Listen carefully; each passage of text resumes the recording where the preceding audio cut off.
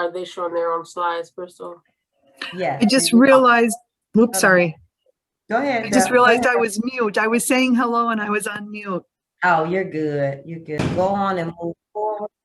Move forward. It is 2:07 with our introduction and of our presenters and of our Vice President of Planning and Development. And so we can move along in the program. And I'm working behind the scenes. I just actually tried to do a follow-up email blast in case with the actual link only, in case people are having issues with the Eventbrite. So thank you for sharing that. So that being said, I will let Ann, our Vice President of Planning and Development, come forward and bring the welcome to you today. Ann, thank you. Good afternoon, everyone. I would like to welcome everyone to today's Caregiver Advocacy Training Series. This is part 2 of 2. And last week we had the fortunate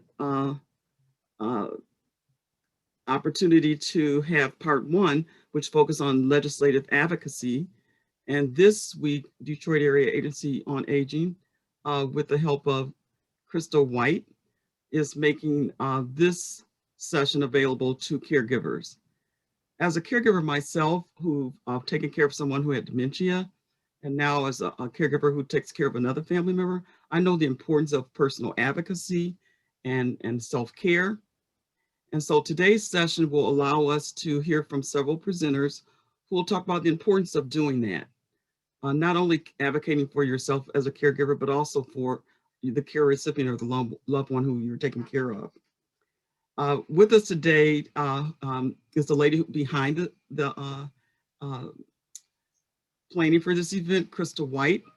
She has many, many years of experience working with the Neighborhood Service Organization prior to coming to Detroit Area Agency on Aging. She's a phenomenal caregiver advocate herself after taking care of someone that she loves. And so we would like to bring her forward to have her to introduce our presenters for today. Before I do that, I would like to say that she has really helped the Detroit Area Agency on Aging shape our footprint in the caregiving field. She is responsible for providing T-care, and she also facilitates a number of caregiver activities throughout the year, as well as our Grandparent Raising Grandchildren's Committee, and a lot of the work around expanding services for caregivers. So without further ado, our Caregiver Support Manager, Crystal White. Okay, thank you, Ann. Thank you for that introduction. I wasn't expecting all of that good stuff. But anyway, good afternoon again to everyone. Thank you again for joining us today.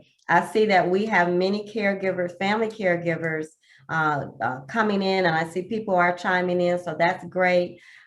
This particular webinar was designed definitely especially for you if you are a caregiver. And I see we also have some organizations involved as well. That also is really good because I know it would be beneficial to you, especially if you are working with other caregivers. As Ann, introduced, I am the Caregiver Support Coordinator here, Detroit Area Agency on Aging. And it's been a whirlwind year of developing and helping to get off the ground a caregiver support program here at DAAA, but I'm so thankful and that I have the honor and the privilege to be able to do that. We have some great information coming to you today from some wonderful experienced and knowledgeable presenters, and they will be talking to you to sharing information about how to more effectively and efficiently communicate and give your voice, have your voice heard when dealing with providers and systems, which we know caregivers have to deal with many, whether it is coordinating care for yourself or coordinating care for the person that you are caring for. And we know the statistic in 2020 showed that there was a national reported 53 million caregivers. And we know as that number rises and continues to rise, many more areas will need the attention of lawmakers and providers but it is your voice that they will need to hear. And our presenters today will be leading you in the correct way to do that, as well as informing you on the important task of taking care of yourself while you are on the caregiving journey. So with that being said, I'm so pleased to partner today with the area agency from the Upper Peninsula area. And now I want to just bring Tammy Rosa and give you a little bit of information about Tammy, and then Della Giuliano, who I'll bring you some information about that. So Tammy Rosa is the caregiver program specialist for the Upper Peninsula area Commission for Area Progress, or UPCAP. And for the past 14 years, Tammy has worked with Michigan's Aging Network to provide programming and support designed to address the Upper Peninsula Caregiver Resource Center. And she's also a trainer for several caregiver support programs, many of which, some of those we already know about, creating confident caregivers and powerful tools for caregivers. And a program I'm interested in hearing more about, REST, which is Respite Education and Support Tools Program. She's also the program administrator and consultant for the Benjamin Rose Care Consultation Program. And then we will hear from her partner, Della. Della is a registered nurse and a healthcare educator for UCAP in Escanaba, Michigan. And as a healthcare caregiver educator, Della leads health and wellness programs geared specifically to caregivers for older adults. Things and sessions including on brain health. She's also trained as a care consultant for the Benjamin Rose Institute Care Consultation Program as well.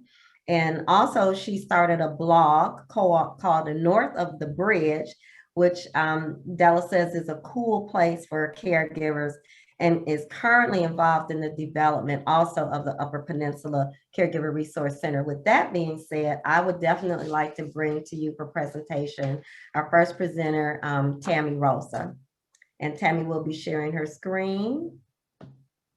Thank you. Thank you, Tammy. Let me get this going here, and hopefully this all comes up just right. And it did not, did it? Yes, ma'am. Do you see it? Yes, ma'am. All right, let's try We have your that. slides on the side. Yay, it's working. Yeah. Oh my goodness. Thank you. Thank you very much, Crystal.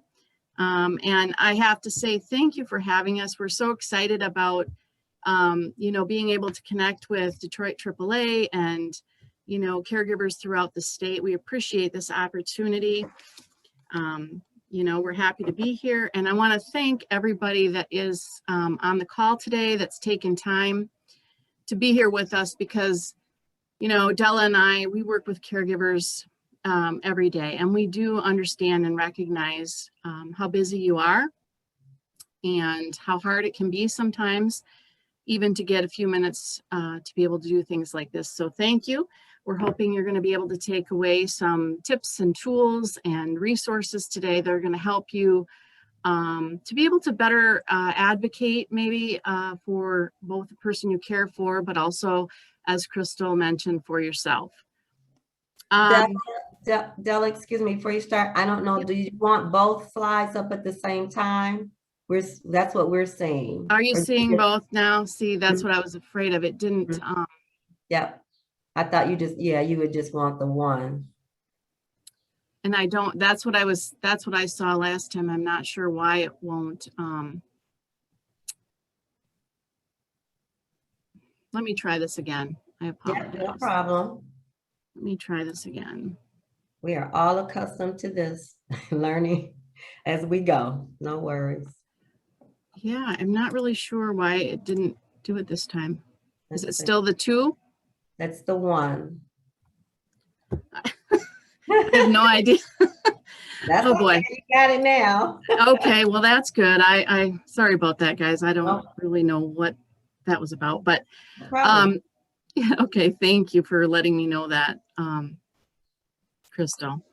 So, like Crystal mentioned, I've been working with caregivers and the caregiver support programs at UPCAP for a number of years now. But I also actually have a lot of time that I've spent working and experiencing caregivers in my personal life as well. I assisted for a number of years, to care for my grandmother who had Alzheimer's. And I watched my mom care for my dad for probably like 14 years when he had cancer. And one of the things that was always so interesting and somewhat amazing to me was when I watched my mom on a daily basis go through different challenges and, deal with issues that, quite honestly, all of you know this, there's really no rule book for. And I watched her navigate through these things, particularly when she was advocating for the best healthcare options for my dad. And I watched her do this daily and always have a positive outlook, always look forward. She never complained. And to me, that was just so inspiring. I really think that has a lot to do with why I love doing this work so much. I enjoy being able to connect with caregivers. Each individual I've found has such a different experience to share. And we know there's similarities between caregivers, but caregivers are so creative. It's always very interesting for me to watch some of the solutions and outside of the box thinking that they do. So on that note, today we're going to talk about some of those out of the box type of ideas that might help some of the caregivers to advocate for those that they're caring for. And we're going to talk about some resources specifically in this presentation on how to navigate better and advocate for better healthcare options for the person that you're caring for. And just understand that the options that we cover today are also things that are going to be, probably good options for you as you take care and advocate for yourself as well.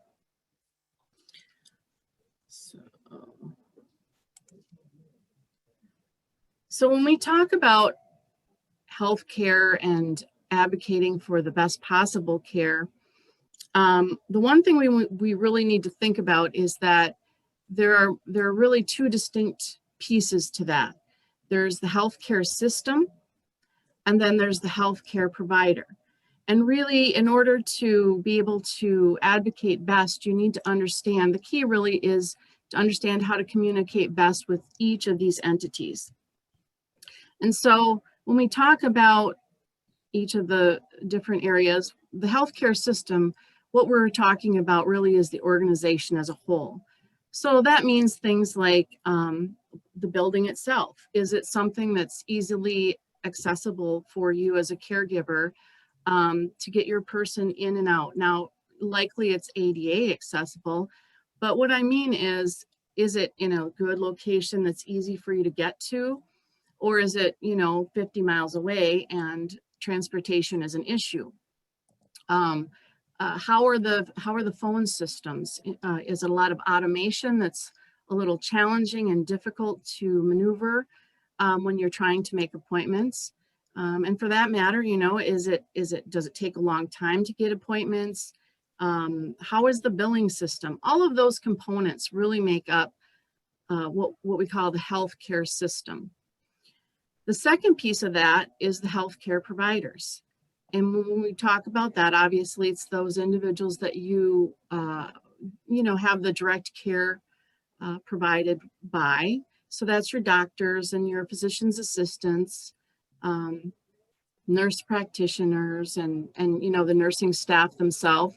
But it also includes some of the,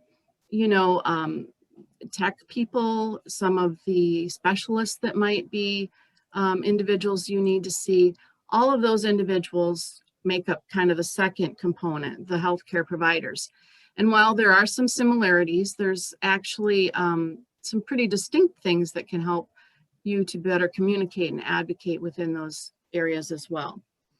So we're going to talk about each of those areas separately in just a minute.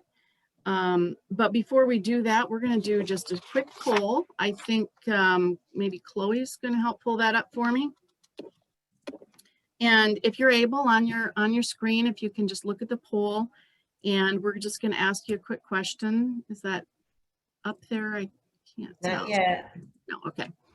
So if you can just look at that, it's going to ask you a quick question about, you know, healthcare systems and, you know, which items you think might be most concerning for you as a caregiver or is most challenging to advocate for as a caregiver.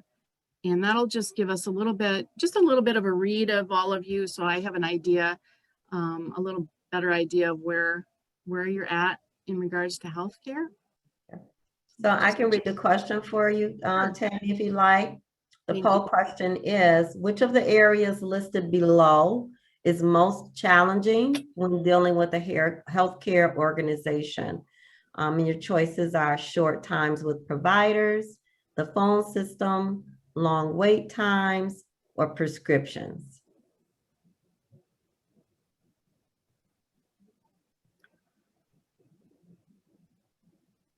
You can just take, maybe prioritize. I'm sure there's probably other things as well, but we'll go through those in just a minute. So short times with providers, there's 44% response. The phone system is 25% response. Long wait times, 50% response. And prescriptions, 25% response. Okay. So it sounds like long wait times and short time with providers, those actually do have some, you know, similarities as well, but those are things that seem to be maybe some of the top issues, and not surprisingly, really, because those are some of the things that we hear also when we talk with caregivers. So we're going to talk about the healthcare system first, and we're going to talk about these issues, and as it turns out, short time with physicians and or appointment times is really one of the top things that we do here. And so we know, you know, most of the healthcare organizations, the providers don't necessarily have a lot of choice as far as how much time they are allotted per patient, right? So, you know, usually they're not happy about it either. But in order to be able to advocate for the best possible care for the person you care for, you know, we need to understand what things that we can do on our end to make it a good experience for everybody. So the first thing you might want to think about, some of the options you would have, is to be the first appointment of the day if that's possible. So, you know, if often might happen where as the course of the day goes, the appointment times get a little backed up. It'll make it harder for the physician to be able to spend, you know, any extra time or even maybe the full amount of time if they're already behind schedule and they're trying to get to all of their appointments. So sometimes being the first appointment might be helpful because obviously nobody's behind yet. The second thing you can try, and this I actually would highly suggest, you want to look at preparing ahead of time and bringing in a list of concerns for your provider. Okay, often when you get into the office, if there's anything else going on, you know, they're checking your medications, they're kind of talking with you about how things are going. And it's easy to, you know, lose sight or forget some of those top concerns that you might have had a week ago or 2 weeks ago before you had the appointment. So having a list ready to go for the doctor is a good way for you to be able to maximize that time that you do have with them. And really understanding that, you know, if you have a list of 10 questions or 10 concerns, likely they're not going to probably be able to have the time to get through all of those. So make sure you prioritize your questions and start with those top 3 most concerning issues that you really want addressed. And once you're done with that, then make sure it's really important for you to leave the full list with the doctor when you leave, okay? And that is really because, you know, later in the day when they're reviewing the notes and the information from the visit, they may look down your list and what you prioritized as something lower on the list, they may actually feel that that's a pretty important thing to address or discuss. So with that list, then it gives them the option to know that that's something that's a concern also, and they may be able then to get back with you and address that also. Key issues, make sure that, you know, you let them know ahead of time if you really need to make sure that those things are addressed. Often you can do that by, speaking with the nurse ahead of time before the visit, or you can also address certain concerns ahead of time with the nurse to pass the message along to the physician. Things like if you had to address an issue with someone with cognitive decline or issue, and it might not be an easy thing to do during the visit. Maybe you don't want it, you don't want to have to be the person to bring it up, or maybe it's something that you feel, the physician really needs to be aware of ahead of time so that they can observe behavior during the course of the appointment. All of these things, the information that you can provide ahead of time can be helpful to the physician in order to be able to maximize that time with them. This is just an example of a form. Now, this is not my form, okay? So you feel free to use whichever form you like, but this is just a good outline for something that you can use to list your questions, to put down any concerns and any symptoms, by the way. These are free, and it's noted on the bottom, so they have additional medical free forms that you can download and use as well.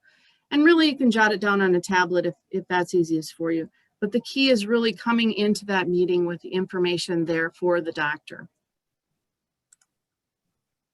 So the phone system is also an area that really is sometimes challenging, particularly if you're a caregiver, you're on a tight schedule, you're trying to provide, maybe you're making a meal, you're providing care, and you're trying to, navigate a phone system, if A, then hit 1, if B, hit 3, if, by the time you get through all of these things, it can be frustrating. Sometimes the wait time on those phones, the automation can be significant, and that can be frustrating for caregivers. So there's a few things that you might be able to try, some options. One of those would be to, talk with the office staff ahead of time, let them know the concerns you're having. And sometimes there's like they can give you like a, how do I say it? I don't want to say a cheat number, but kind of that's what it is. It's sort of like they'll tell you a specific extension or something to just punch in, and that will take you directly to where you need to go. So you can try that. You can also try utilizing technology. There's a lot of patient portals out there now, and using, emails. If you have a smartphone, texting in some offices, they'll take those. Those type of things might make it easier to transfer messages back and forth without needing to wait on a difficult phone system. And then also try calling early in the morning before there's a lot of calls on hold, so it's not backed up, and your wait time then likely would be a little less. If you're somebody that's maybe not as tech savvy, or maybe it's not in your comfort zone, it's not unusual. A lot of us are learning all the ins and outs and doing it on a pretty short turnaround time right now. So that's okay. You can do a few other things. You can try things like talk with the office and ask for a reminder call rather than having to kind of get in on the computer and check the patient portal and look for messages. Ask for a call back, certainly if you need additional information, rather than, waiting again to look in the message center or things like that. If that's more challenging or time consuming for you, those are things that the office staff, if they know it's a concern, most of the time are willing to kind of try and accommodate. And if those things aren't things that are, ones you'd like to choose, also requesting written results in the mail. A lot of times you do have to request it now because, like I said, technology is used quite a bit, and there's a lot that goes through those patient portals. Wait times are always an issue as far as concerns for caregivers. And, there's a lot of different reasons behind the wait times, not always really even the fault of the office that you're at. But a few things that you can try to make that time a little bit easier. You might want to call ahead. Often there's a 15-minute buffer time in there built in as well. to make sure people get into the office on time. So call ahead, see where they're at, see if you can, you know, push that back a little bit. If you get in there a few minutes later, if that won't affect your appointment time. You know, bring a snack. You know, if the person you're caring for, if there's issues with medications or, you know, meal times, things like that, snacks are good. You know, and look at your questions and your concerns ahead of time so that when you do get into the office itself, you won't have to, you know, kind of stop and think about what it is you're in there to discuss. So those are, you know, a few things that you can try. Again, calling ahead often is one of the easiest ways to know where they're at. If they're running behind, then, you know, that often is an easy way to kind of maybe make you not have to sit in the office quite as long. One of the things that we hear a lot is medications, prescriptions, right? You know, cost of prescriptions these days is always something that is a topic people need to address. And there are suggestions that the physician can provide, but there are also a lot of other options that caregivers have. There are, I'm not sure if you're all familiar with it or not, but the Medicare Medicaid Assistance Program goes throughout the state of Michigan. This is an excellent resource for caregivers. You know, the teams that are out there are very well trained. There are many counselors throughout the state. And so they can usually take care of any questions you might have either on the phone, sometimes in person. Right now it's a little iffy, but you know, email, there's a lot of options that they're trained with, and they can provide information on potentially less expensive medications in the same medication class, if that's an issue. They can also provide other options in regards to prescription plans. They can talk to you about different help programs that are out there that can help pay premiums and co-pays. So there's a lot that they can do. And I know if you, we'll talk about this in a minute, but if you dial 211 in Michigan, that can direct you to those, you know, different networks of individuals throughout the state that can help you also. There's also, as I mentioned, there's a few special help programs out there that can help pay for not only medications, but premiums as well as Medicare premiums. So it's worth the call as a caregiver to reach out to get some of those resources. Just a quick plug here, needymeds.com. That's a site that's very helpful for those of you that might have, or your person you're caring for have medications that are very expensive. It's a manufacturer site that can provide special help programs to individuals, and they're actually very helpful. They provide a lot of assistance to caregivers and individuals on prescriptions throughout the state. So I would highly recommend you know, looking at some of those sources. We're just going to take a quick minute here, and Crystal or Chloe, I'll have to ask you to assist me here. Yeah. Anybody has a quick question? Yep. If you have any questions or comments, can you please place those in the chat? And I will get those details off to Tammy. I was placing in the chat that DAAA has a MAP service here for assistance, and I will put that information in the chat to everyone. I send it to Krishara. GoodRx and individual markets like Kroger from Alessandra B. No, great idea. You're absolutely right. And on that same note, I would say, you know, speak with your pharmacist too, because the pharmacists are very knowledgeable and, you know, may have options for other medications, less expensive medications, other help programs. They really do have a lot of information to share as well. Great comment. Thank you. Mm-hmm. Any other? Before Tammy goes on, we know you have some questions.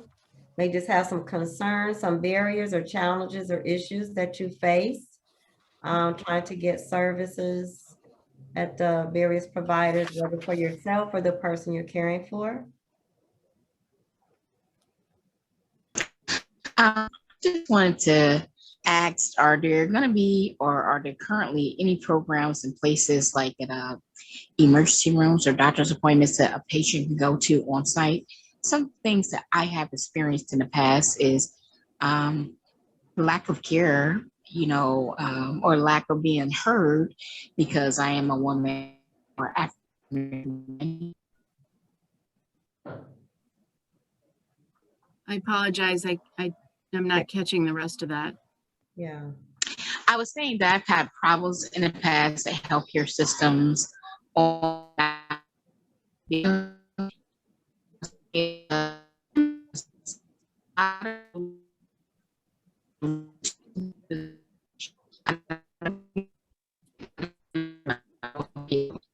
or just that person.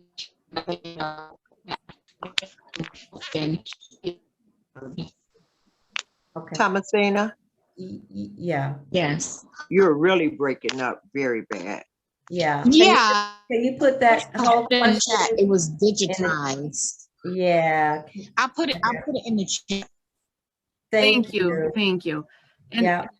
I will say too, if we don't get to your question, like I said, we have got a couple quick breaks for them, but we certainly will, reach out after either at the end of the presentations or after we're finished, so that hopefully we can, address any other questions also.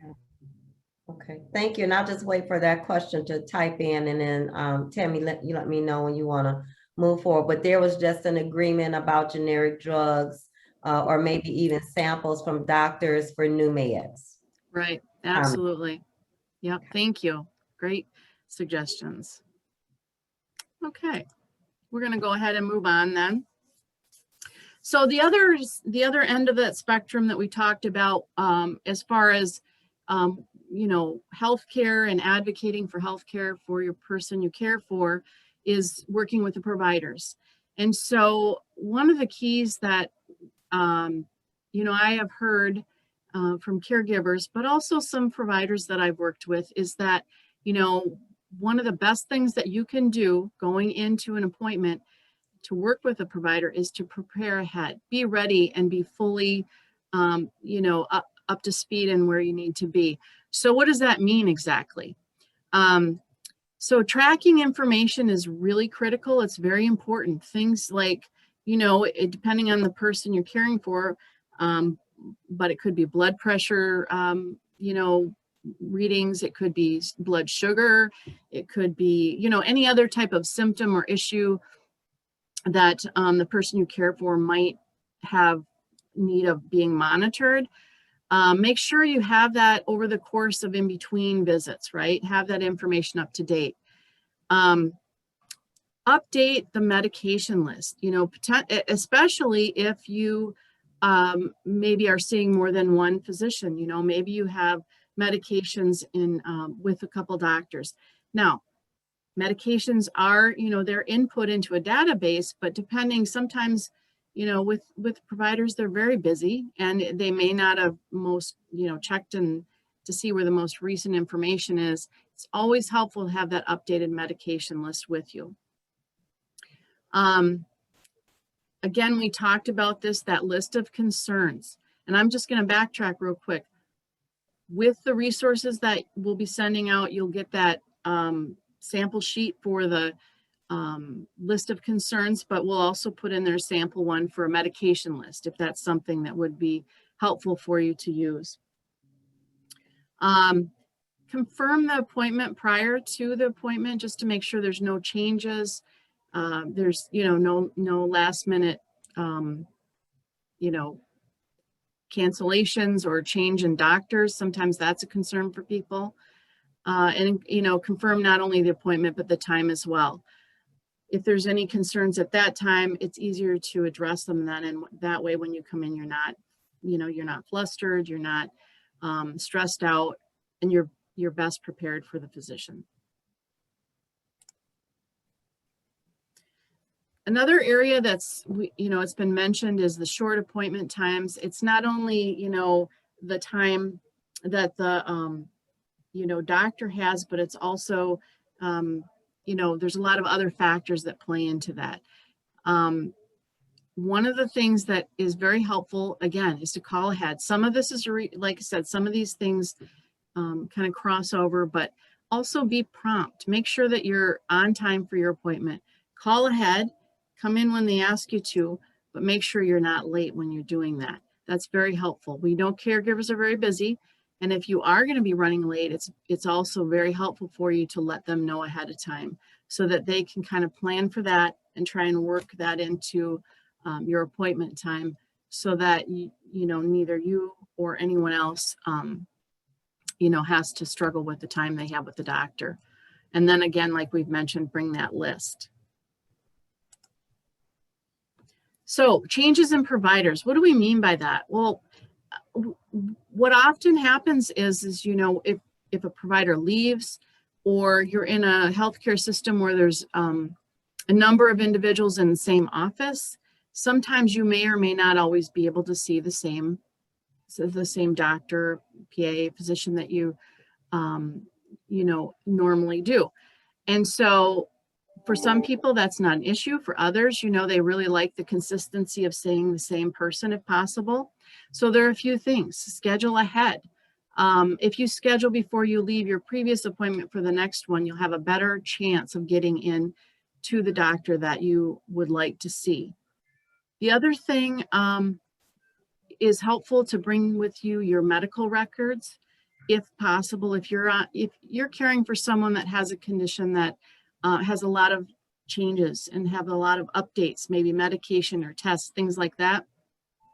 If you're able to carry those medical records with you and you have to see different doctors, sometimes that can help them to get up to speed quickly if they haven't had a chance to maybe go through, a large number of records and changes over time. And then again, call ahead and talk with the nurse if there is a specific concern that you have, because if you're seeing somebody different, they may not be, cued in immediately into checking on that particular concern or issue that the person you normally see would be. Tammy, you want to go back to that, or you want to hold off to your next segment for questions?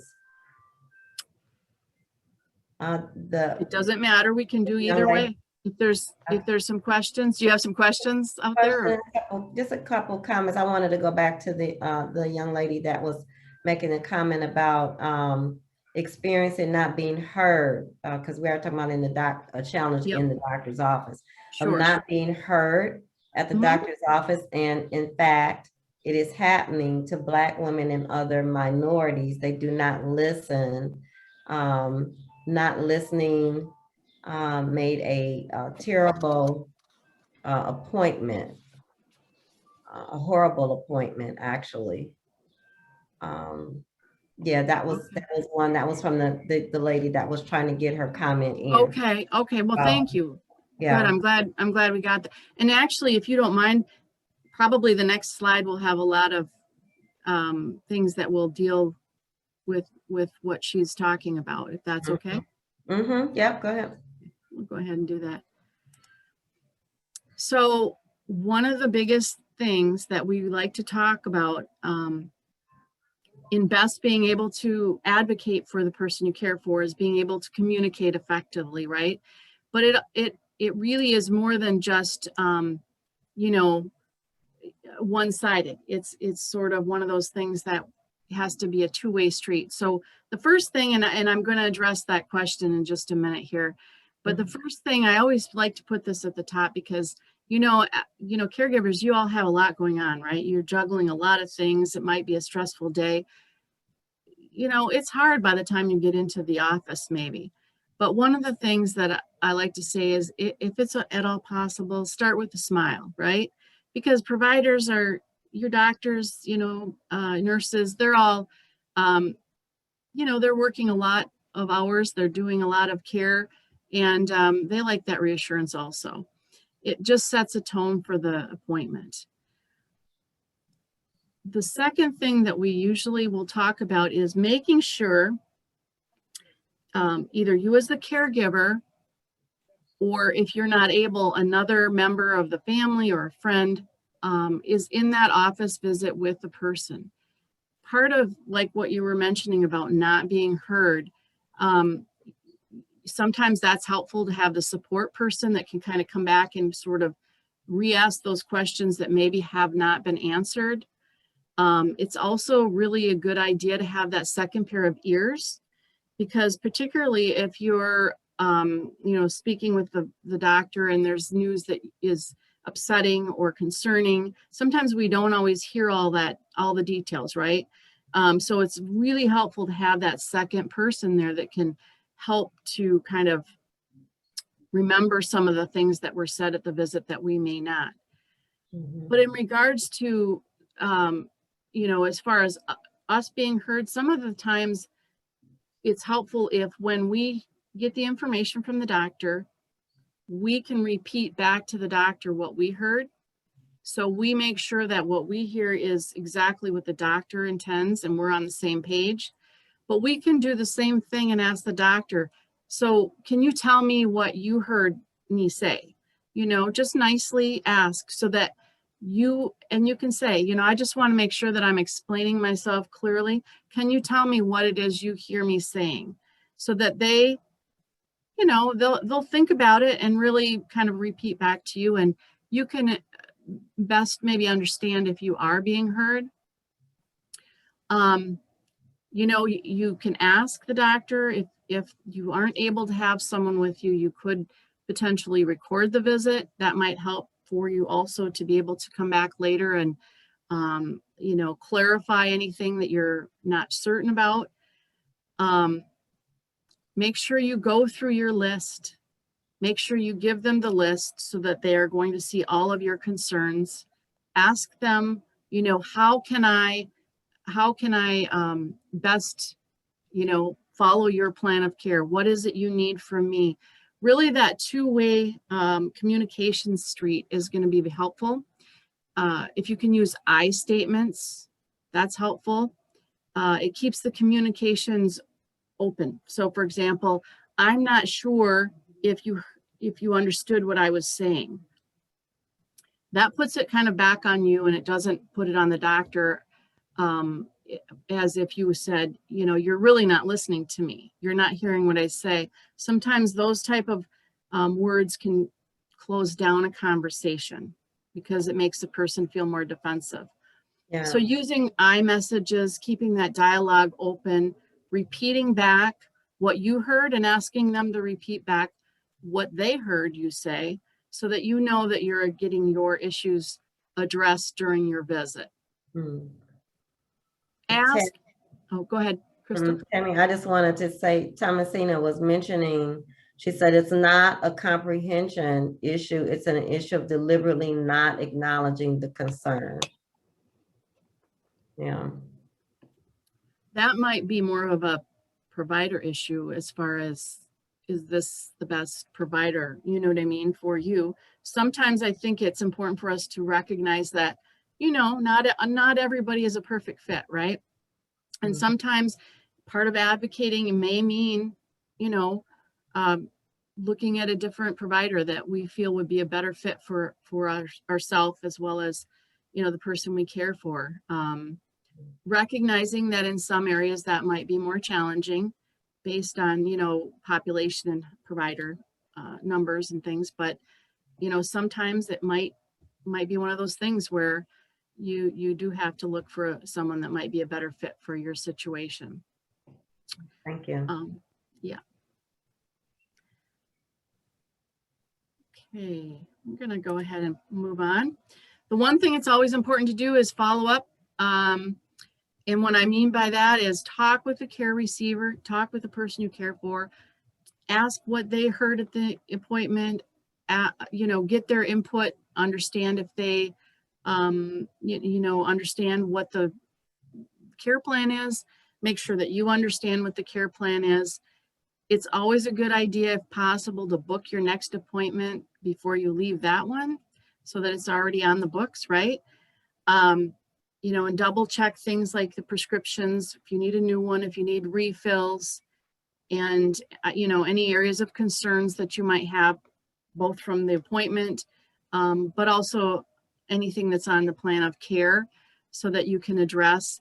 And then go ahead and start that list for the next visit before, right at the end of the last visit, so that you have a full record, from visit to visit for the next time. And I know I have a spot for questions here, but I think I'm going to move and take those at the end, if that's okay, Crystal, so I don't take too much time here. Up to you, Tammy, that's fine. There were a couple just comments Okay. in here. If you want the comments, or we can just wait till the end. No, you can go ahead. Sure. Martha had a comment about most phones have an app that you can track BP, blood pressure, glucose, and medications, etc., in terms of keeping up with medications and things like that for your person. Right. Marie says you should also have a list of allergies and list of surgeries as well. And Kathy says doctor wanted her mother to see a neurologist and referred her to one that was a 2-hour drive away, and it was not even in her plan. Is it Avani, A-V-N-I? I'm sorry if I pronounce it wrong. Helping her in-laws by driving them to doctor's appointments. I try to keep all correspondence with doctor's office with my mother-in-law, but the office prefers talking to me. Should I try to keep mom in the loop in her care, or go the easier way and talk to the offices directly? And then Marie also just says, my husband and I have the doctors and offices talk to us, as my mom is hard of hearing. I think that's a sort of a mix there. Certainly if the person if the person receiving care is able, I think it's always a good idea to have them in the loop. I mean, it's care for them, right? And they should, have a voice in it if they're able. If they're not, or if they have, an issue like hearing or something like that, that's going to make it challenging to get all the accurate information on the phone, then, certainly helping would be a good idea. But, making sure that you probably keep them in the loop, unless there's a reason why, they would not be able to make those type of, informed decisions, I guess. Yeah. Okay. Thanks. So a couple other areas real quickly that when you are providing care, you want to look at is some in-home help. So as a caregiver, and when we say advocating for health care for yourself or the person you care for, always important to recognize that it's never a bad thing to reach out and ask for help when you need it. That's one of the toughest things caregivers usually find that they like to do. And so in-home help is a great option. You can get agencies and individuals that can help with things like personal care and chore service, homemaker or meals that are going to free up some of the time potentially that you as a caregiver would be using otherwise, that could be spent with your care receiver or for some of your own care. There are a couple other options out there if you're somebody that, doesn't have a lot of time. Maybe you're still working. Maybe you also have a family you're caring for. But care management, there's, private and agency, care management programs throughout the state. Those individuals can help do things like, set appointments, manage, care, look at different resources that are available for you.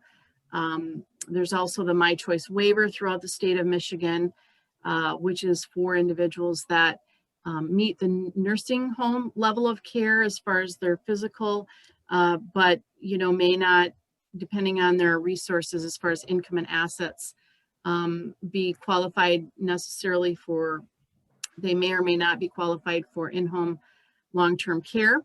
But if they qualify for the My Choice waiver, they could receive all of their Medicaid services in their home. And so it's an excellent program also to help provide some of that care and help provide assistance to caregivers.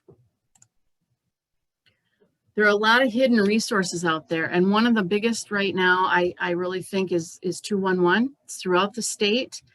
It doesn't really matter which region you call from. It will direct you based on your zip code when you get on the call to the region to the 211 office in your region. And that way the resources that you receive from them are going to be relevant and local to you. I'm not going to read through all these because you will receive this information with the follow-up resources, but there are a lot of things that can help provide resources, information, and care to caregivers, including, you know, the area agencies on aging, you know, some faith communities, even the Chamber of Commerce, right? They have a lot of businesses, private owners that are offering a lot of different types of service that might be helpful. And then I included a few links on here, some of my favorite caregiver links for things like Caregiver Action Network and caregiver.org. I think if you visit those sites, you're going to find a lot of great information, articles and resources to kind of help you navigate.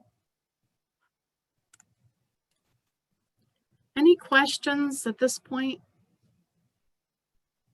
Any other questions, Crystal?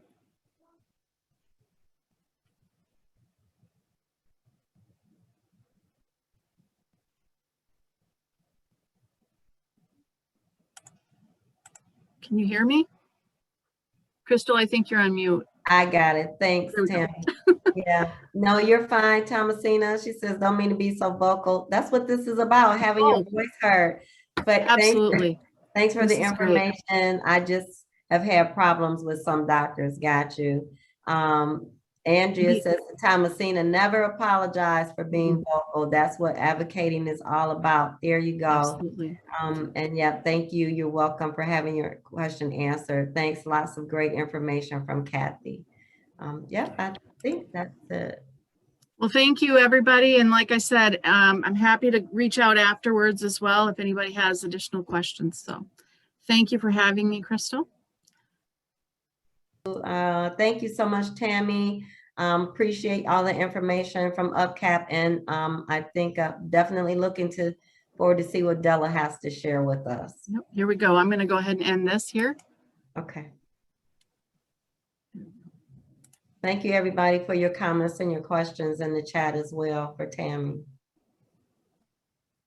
Yeah, never apologize. We're trying to get your questions answered, to get information.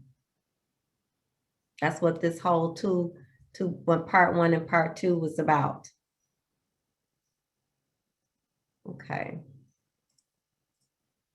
Okay, so we're waiting for Della to share her screen, and then she'll be bringing her information forward. Thanks, Della.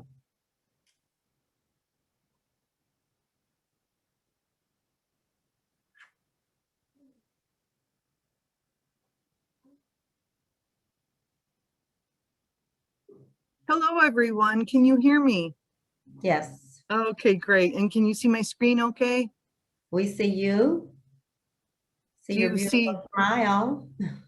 Do you see the slide? Not yet. Okay. Push a few more buttons. Hang on just a second. Hopefully I will be able to clear this up in a second.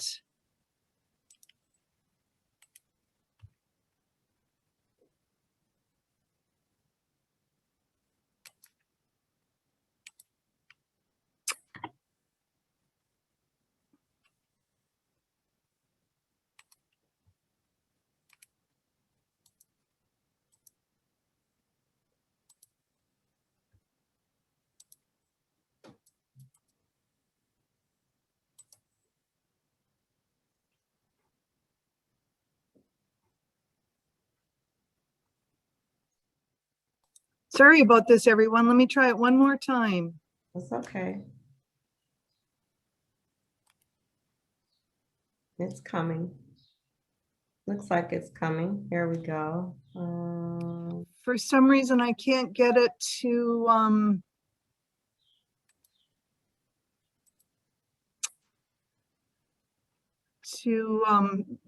not show all the sides side slides. So just because we're running short on time, I'm just going to leave it as this. Can you see it okay? Yep, we got it. Mhm. Okay, sorry about that. So it's nice to see all of you. Thank you all for taking the time to be here today. As Crystal said a little while ago, my name is Della Giuliano, and I'm a health and caregiver educator at UPCAP here in the chilly but beautiful Upper Peninsula. After I became an RN, I worked as a dialysis nurse in neighborhoods that some of you might have heard of, in Dearborn, Allen Park, Highland Park.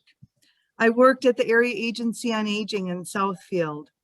And during this time, I really started seeing what family caregivers are actually doing, how they juggled schedules and gave up any thought of free time, spent their last nickel, and often went without themselves to provide care for their loved one.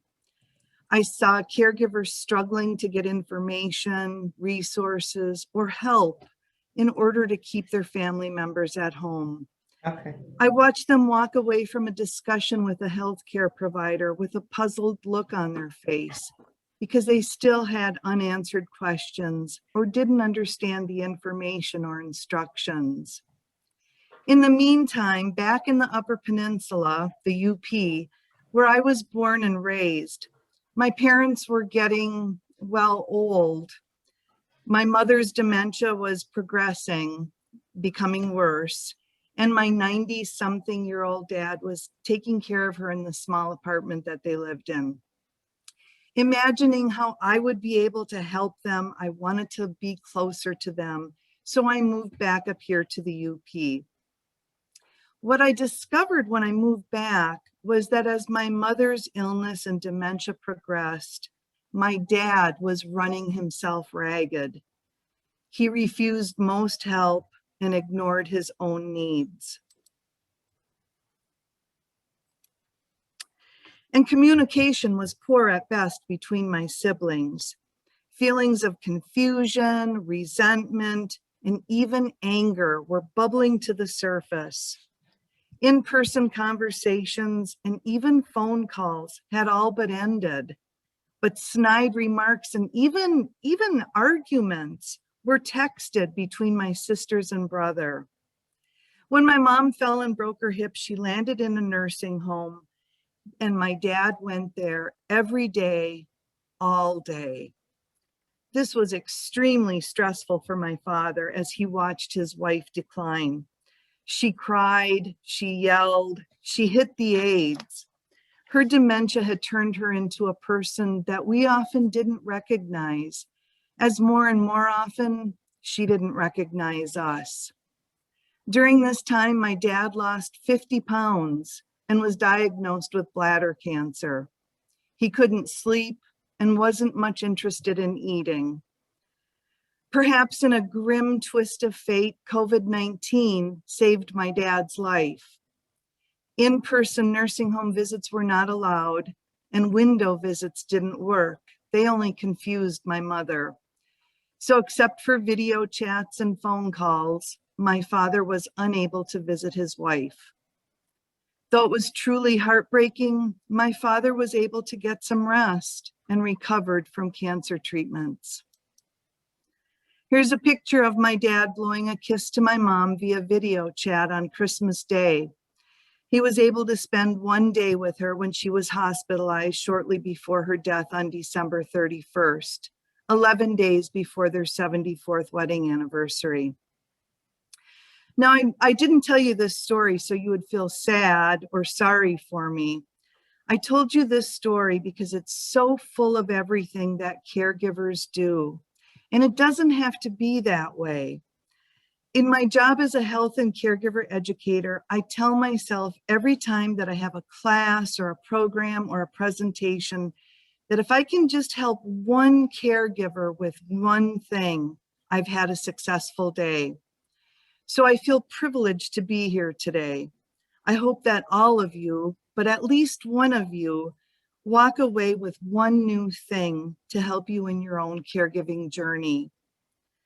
As you heard in my family story, one of the things that went really wrong was communication.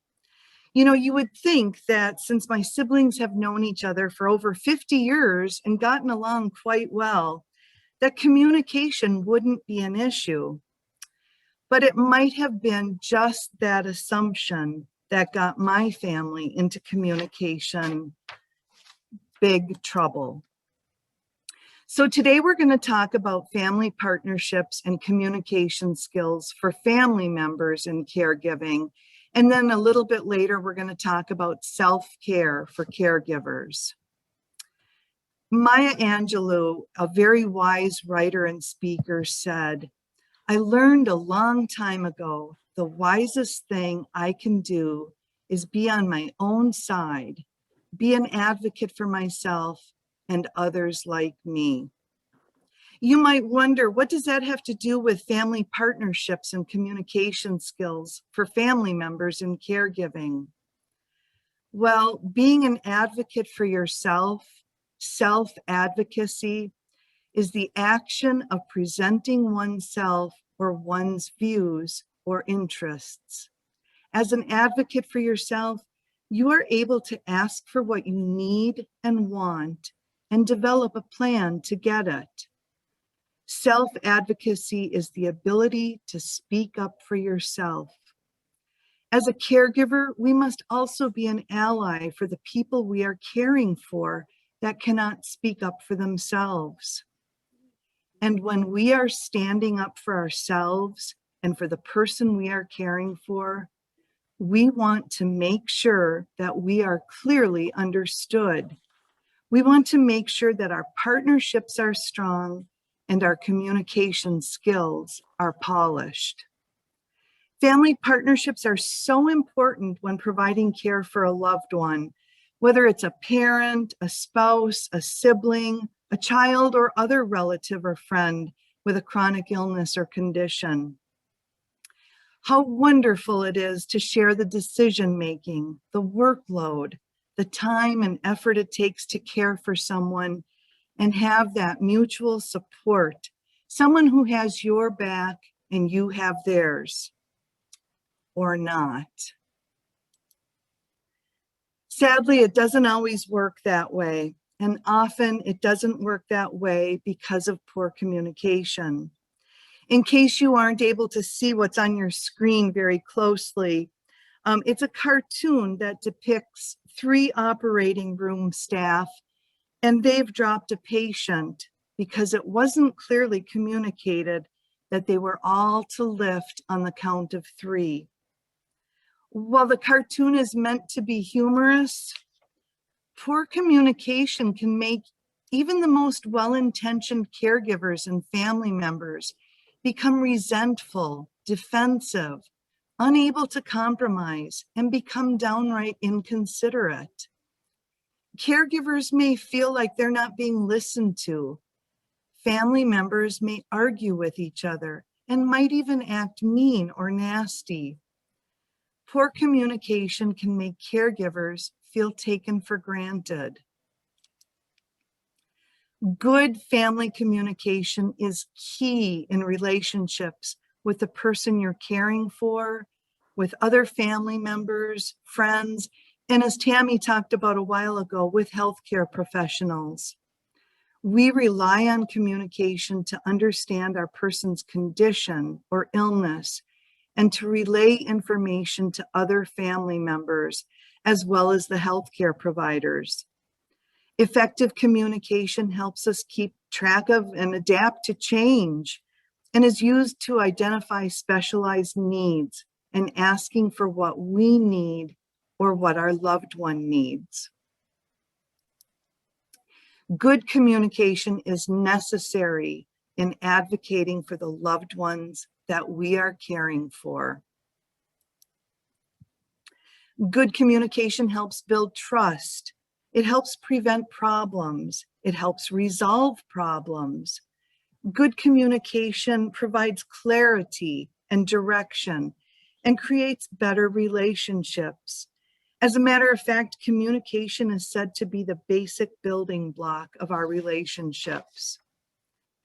Good communication helps each person involved feel valued while also preparing each person for changes in your loved one's health or condition. Stop. Good communication can help you as a caregiver or family member feel heard, understood, and supported.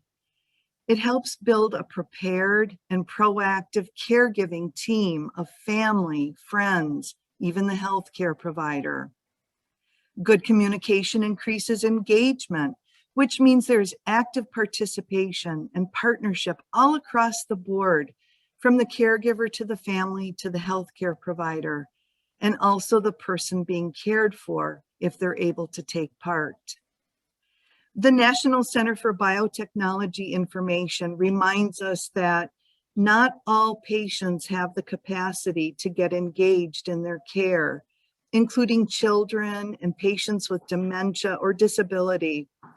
Therefore, family and caregiver engagement strategies are needed to support vulnerable patients, again, including children, the elderly, those with dementia, people at the end of life, and people with disabilities. So we advocate for them.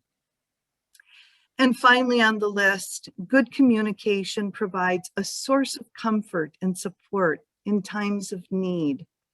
You know, when it's all said and done, we want and need the love and understanding, the strength and the comfort of our family. We don't want to let bad communication tear us apart. The good news, good communication skills can be learned. So today we're going to go over a few tips for good communication as a caregiver. And remember, communicating well takes practice and effort.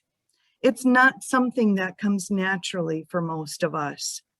But once learned, you will improve all of your communication with others, inside and outside your family. So the first tip for good communication, have a family meeting. If at all possible, have a family meeting even before the caregiving begins. This is to make sure that everyone understands their own role in the care of your loved one. Family meetings can set the tone for how the caregiving process will go from that point on. But if the train has already left that station and you didn't hold a meeting in the beginning, ask that the family members meet with you now. Who should attend the meeting? Well, each family is different. Some families consider only the parents and their children as family.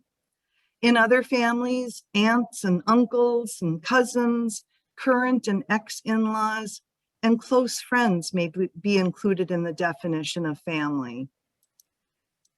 Your family might be very large. Your family might be very formal.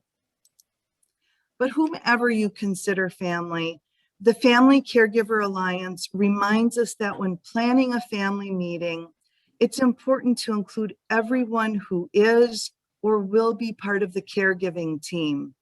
And this may include a family friend or a neighbor or even a paid caregiver. You might also want to have an outside facilitator like a minister or a social worker attend to help the family communicate about difficult subjects during the meeting. And then you will want to decide whether or not to include the person who will be receiving the care. No one likes to be excluded from family events, and their care preferences must be considered. However, the Family Caregiver Alliance suggests that if someone has dementia or another condition where he or she might misunderstand the purpose of the meeting, it might be appropriate to hold at least the first meeting without them present. Also, other family members may need to share with each other thoughts or feelings that would be painful for the ill person to hear. Consider holding one meeting to focus on those matters and hold a second meeting with your person present if that's what you decide to do. When it's time for the meeting, decrease distractions as much as possible. Turn off the TV and the music, put that book down that you're reading, and perhaps you can have someone else to watch young children that might need attention. And what do you talk about? Well, this is a good time to talk about all those difficult subjects so that when they arise, you will be as prepared as possible. Have an agenda. Make a list in advance of everything you want to talk about. Discuss topics such as finances, insurance, wills, and advance directives. These are difficult and delicate subjects, but preparing for the future can ultimately help relieve stress. Also, go over the last report from the physician. Share feelings about the illness or condition and caregiving. Talk about your fears, your worries, concerns about what's ahead, about death and dying. If it's not already determined, who's going to make financial or medical decisions, or about hiring a paid caregiver? Discuss and plan out for the daily caregiving needs. What does your person, the care receiver, need? Talk about everything from where the person will live to how much everybody will visit and everything in between. Who will do what? How much will it cost? Who will help financially? Break down the chores, the tasks, the work. Are there outside services that can help? Perhaps you want to organize an email or telephone tree for updates, and write this all down. And last, but certainly not least, make sure the plans include a break from caregiving for the primary caregiver and other support that the caregiver might need to prevent being overwhelmed or burned out. The family meeting is kind of like the new coach gathering the teammates together before the season starts. The coach doesn't just say, goodbye, good luck, go out and play. No, the coach strategizes, gets to know the strengths and the weaknesses of the team. The coach develops a plan so that one player doesn't end up doing everything and potentially getting hurt. The Family Caregiver Alliance has an excellent online article about family meetings, and the link is now on the screen, but you'll also be getting it in the information that Crystal sends to you. So let's get back to those good communication tips. So the first tip was to have a family meeting. Second tip, meet regularly. This can be done either in person, a video chat, or a conference call. You know, with Skype and FaceTime and Zoom and smartphones and speakerphones, it's really pretty easy to get everyone involved with family communication, even if they live across the country. Number 3 on your list, and Tammy talked about this earlier, when speaking, use I sentences rather than you statements. I'm sure you all know how you feel if someone says to you, you never listen, you don't understand, you never help. Listen to the difference if instead I sentences are used, like, here's some examples. I need more help, or I feel misunderstood, or when this happens, it makes me feel like, and you can fill in the blank. Use language that explains your feelings without accusing, and explain how situations make you feel without getting angry. Number 4, if you do begin to get angry and you start to lose your cool, take a deep breath. Take 3 if you need to, so you don't end up saying things you'll regret later. Number 5, be a good listener. Listening is the most important aspect of communication. Everyone wants to feel like they've been heard, even if you don't agree. Generally, when we feel heard, we're less angry, less stressed, and more open to resolving problems than when we feel misunderstood. Feeling heard and understood also develops trust and caring between people. Try to focus on listening to others rather than focusing on what you want to say while others are speaking. You might be surprised at how your conversations and relationships change when you focus on listening to the other person rather than thinking of the next thing you want to say. Number 6, resolve conflict. Caregivers and their families are faced with balancing the needs and wants of many different people. Naturally, conflicts are going to arise. It's important that families establish good lines of communication so that all family members can feel heard and understood, and conflicts can be resolved. And remember, compromise doesn't mean that there's a winner and a loser, but rather it means that there's a new solution. And finally on the list, number 7, never assume and don't accuse. Here's some examples. Everyone reacts differently when a parent ages, and some family members feel helpless because they aren't nearby. If you accuse them of not caring, their response to you might not be quite as open as you'd hoped for. You may believe that your siblings should help you in some way, even if they live across the country. While this is true, you still need to calmly lay out your expectations with them rather than assuming that they'll do what you think is right. Don't assume that you know what others are thinking or that your family knows what you're thinking or how you feel. Remember, siblings or others who aren't involved with the direct caregiving may think that you have it all under control, that you have all the caregiving bases covered. They could assume things are going fine unless you tell them about your own needs. When you do, make sure that you don't just hint around or hope that they'll guess what you need. Be clear and specific. Never assume that someone else can completely understand how you feel unless you tell them. Do tell others what you need. Ask for and accept help. Let your family members, your teammates, know when you're at your stress limit, or know when your caregiving responsibilities are causing problems at work or at home.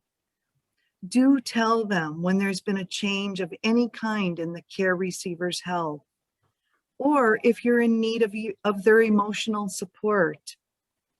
Ask for what you need, whether it's a kind word, a regular phone call to you or to the person you're caring for, or if it's help with chores or tasks, or even some time off.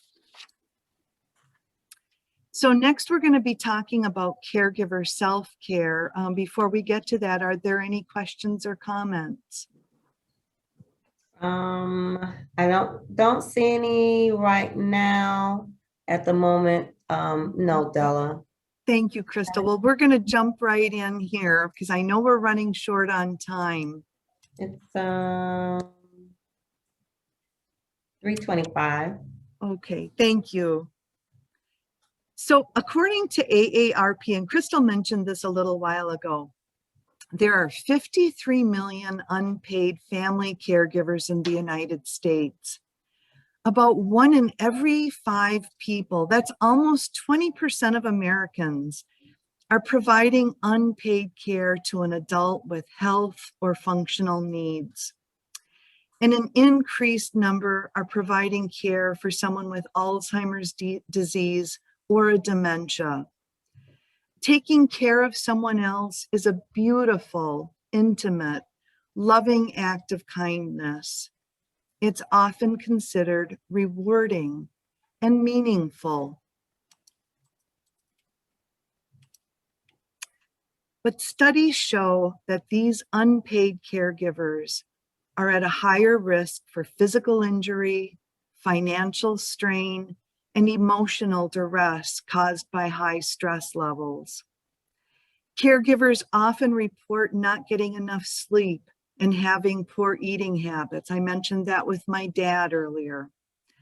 They don't exercise. Many caregivers postpone making their own medical appointments, wellness exams, or annual tests and screenings. Often they don't even stay in bed when they're sick. It's all too easy for caregivers to neglect their own health and wellness. You sacrifice everything to care for another. But what happens if that self-neglect makes you sick? Who will take care of you? Who will take care of the person you are caring for?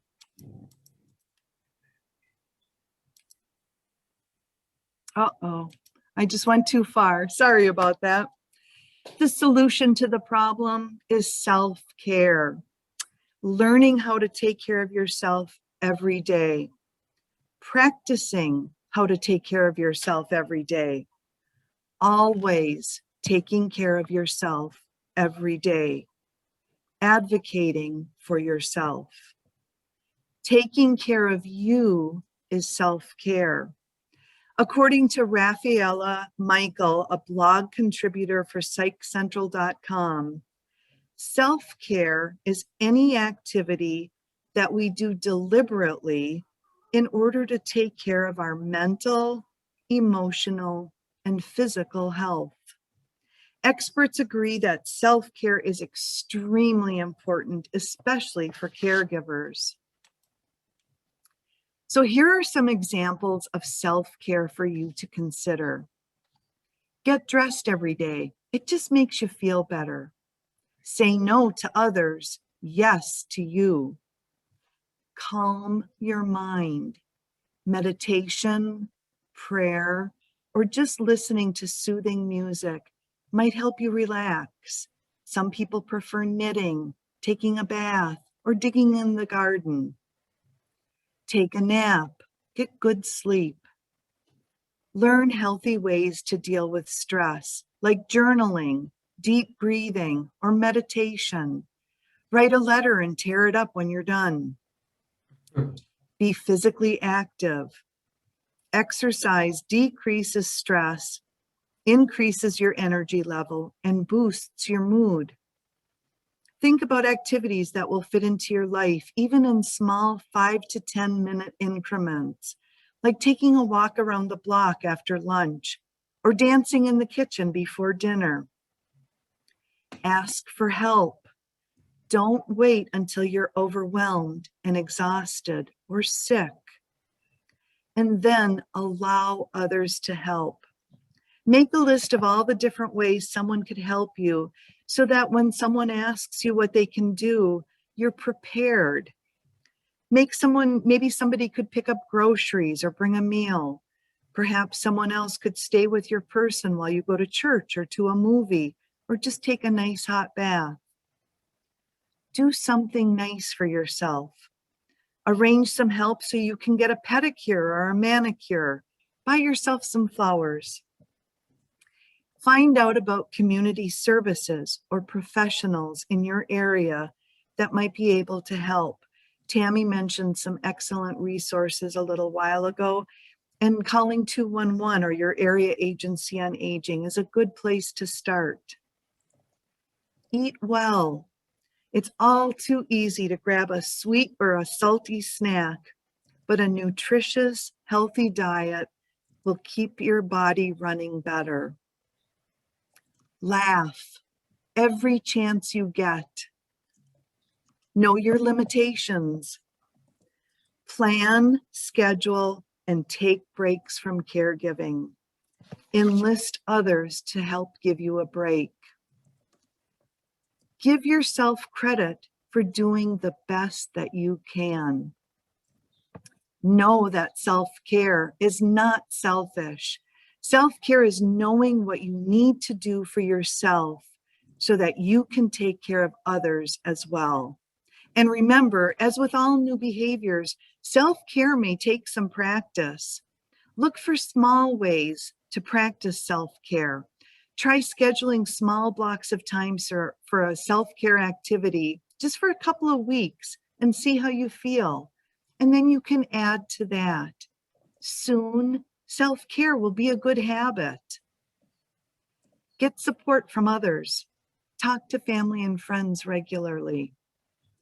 One of the keys to self-care and alleviating stress for caregivers is finding support from other caregivers. So join a support group. Get professional help if you feel your support system isn't adequate. Learn about the disease or illness or condition that your person that you're caring for has. Educate yourself. Knowing about the disease or illness helps everyone make informed decisions about the type of care that can provide the most benefits. The healthcare provider is a great source of information. And just a caution, be careful to use trusted sources if you're searching on the internet. Continue learning about being a caregiver, just like what you're doing today. Also, set clear boundaries and avoid negative self-talk. You know, those words that you tell yourself like, I never do anything right.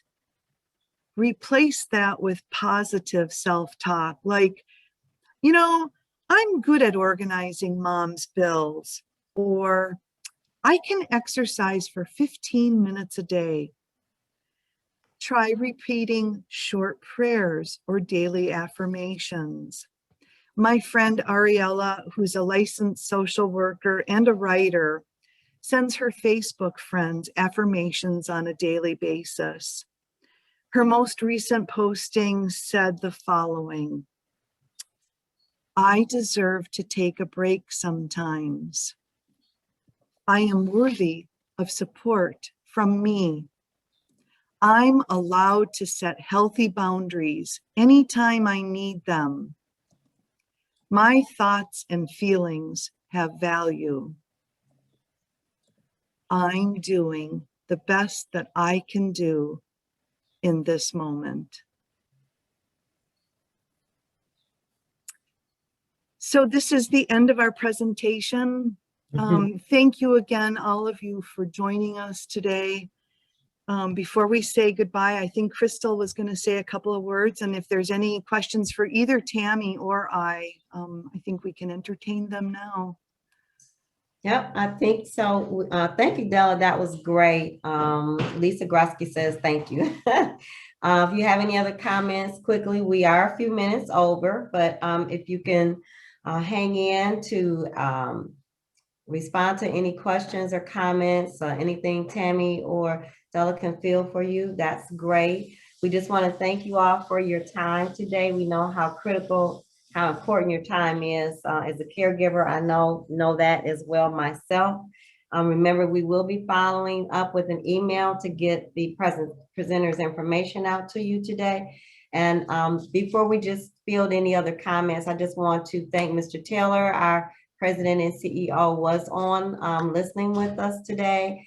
He had to leave off, but I just want to say thank you. Mr. Taylor has a very large vision for caregiving around here at Detroit Area Agency on Aging. And so I just want to say thank you to Mr. Taylor for your support to this work and helping and making a platform and a process for us to be able to move caregiving forward within our region, and sharing that information as we did today in another region of Michigan as well, in the UP. So thank you. And let me just see if there are some comments. I think there are a couple questions or comments that came in. Where can I get an advocate to go to my Where can I get an advocate to go to my doctor's appointment? That was from Thomasina. Any suggestions, or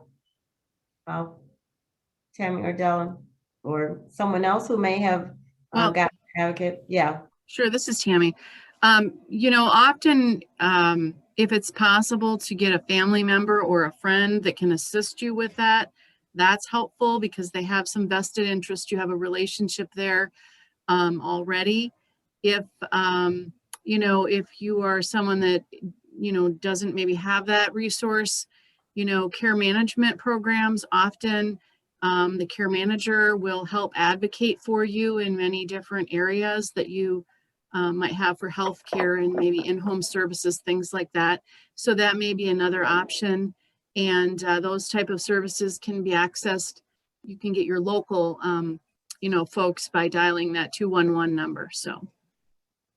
Okay, thank you. Thanks, Tammy. And you know what, Chloe, if you're still on, or Prashar, we do have the poll with the last 2 questions for participants today. And then also, while you're pulling up the poll, if you can do that quickly before people log off.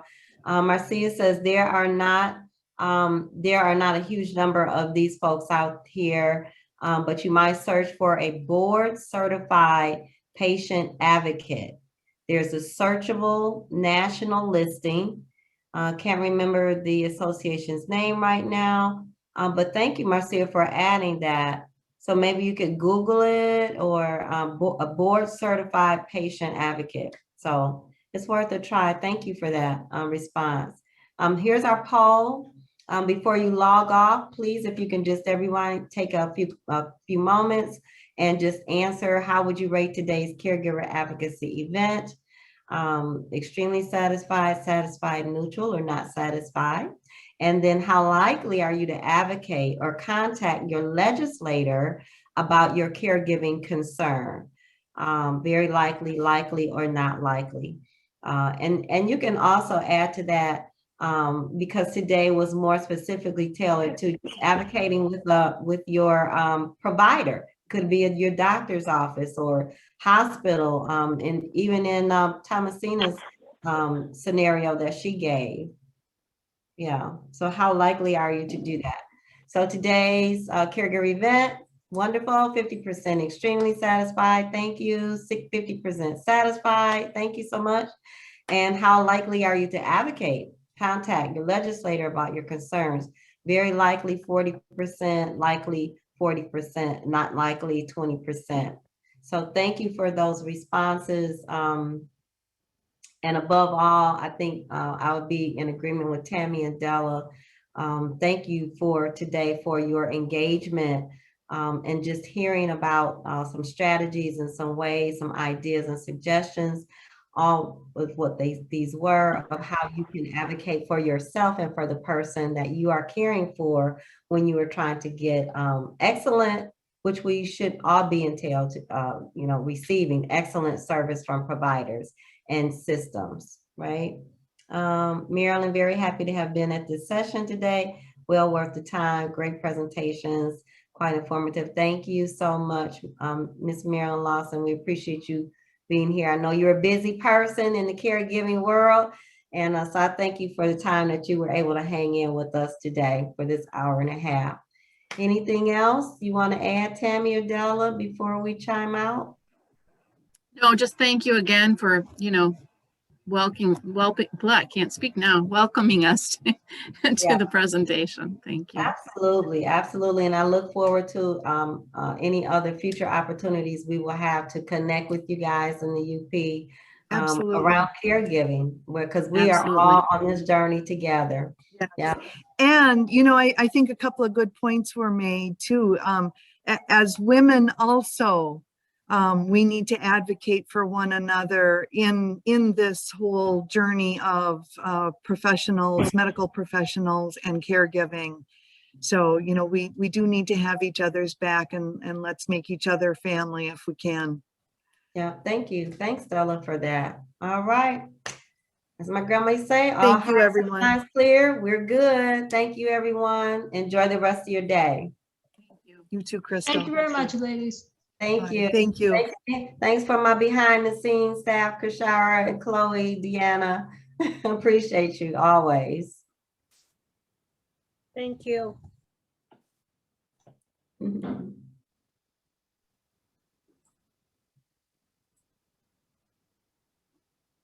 Let's see.